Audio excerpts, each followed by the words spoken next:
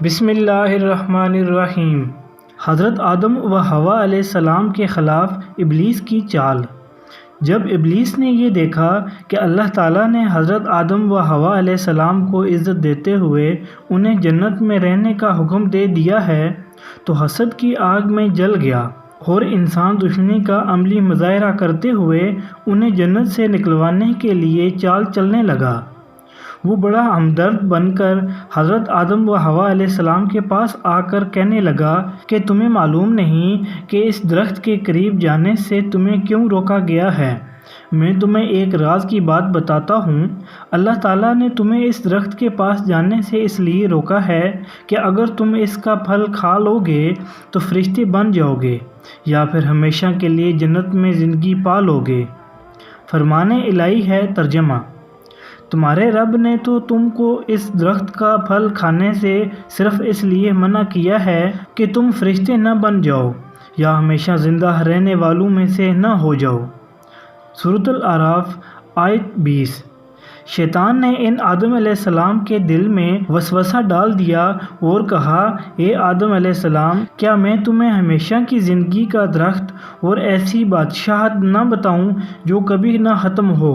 سورۃ طٰہٰ آیت 120۔ حضرت آدم و حوا علیہ السلام کا ممنوع درخت کا پھل کھانا۔ حضرت آدم و حوا علیہ السلام ابلیس کو اپنا ہمدرد اور خیر خواہ سمجھ کر اس کے بہکاوے میں آ گئے اور جس درخت کے پاس جانے سے اللہ رب العزت نے منع کیا تھا اس کے پاس چلے گئے، اور جیسے ہی اس درخت کا پھل چکھا تو ان کے جسم پر سے جنتی لباس فوراً اتر گیا۔ فرمان الہی ہے۔ ترجمہ: ہم نے کہا، ہے آدم، یہ تمہارا اور تمہاری بیوی کا کھلا دشمن ہے، خیال رکھنا ایسا نہ ہو کہ یہ تم دونوں کو جنت سے نکلوا دے، پھر تم مصیبت میں پڑ جاؤ۔ یہاں تو تمہیں آرام ہے، نہ تمہیں بھوک ستاتی ہے، نہ تم بہرینہ ننگے رہتے ہو، نہ تمہیں پیاس لگتی ہے اور نہ ہی دھوپ ستاتی ہے۔ سورۃ طٰہٰ آیت 117 تا 119۔ حضرت آدم اور حوا علیہ السلام جنت میں آرام اور سکون سے رہنے لگے اور شیطان انہیں بہکانے کے لیے مسلسل ان کا پیچھا کرتا رہا۔ آخرکار اس نے حضرت آدم و حوا علیہ السلام کو بہکانے کے لیے ان کے دل میں وسوسے ڈالنا شروع کر دیے اور کہنے لگا، اے آدم علیہ السلام، کیا میں تمہیں ایسا درخت نہ بتاؤں جسے کھانے کے بعد تم جنت میں ہمیشہ کے لیے رہو گے؟ حضرت آدم و حوا علیہ السلام نے اس درخت کا پھل کھانے سے انکار کر دیا۔ شیطان نے اعتماد دلانے کے لیے جھوٹی قسم کھا کر کہا کہ میں تو تمہارا خیر خواہ ہوں اور تمہیں اچھی بات بتا رہا ہوں۔ شیطان کے قسم کھانے پر حضرت آدم و حوا علیہ السلام اس کے بہکاوے میں آ گئے اور اللہ عز و جل سے کیے ہوئے عہد کو بھول کر جس درخت سے اللہ تعالیٰ نے منع فرمایا تھا اس کا پھل کھا لیا۔ حضرت آدم و حوا علیہ السلام نے جیسے ہی ممنوع درخت کا پھل چکھا تو ان کا جنتی لباس جسم پر سے اتر گیا اور وہ شرم کے مارے اپنے ستر کو چھپانے کے لیے جنت کے درختوں کے پتے اپنے اوپر چپکانے لگے۔ فرمان الہی ہے۔ ترجمہ: پھر شیطان نے انہیں اس جنت سے پھسلا کر ان دونوں کو وہاں جنت سے نکلوا دیا۔ سورۃ البقرہ آیت 36۔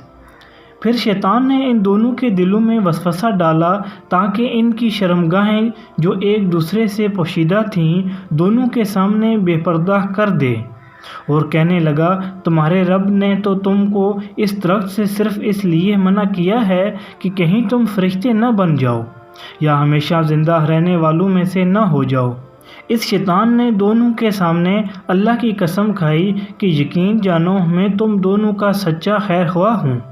چنانچہ اس شیطان نے ان دونوں کو دھوکہ دے کر اپنے جال میں پھنسا لیا۔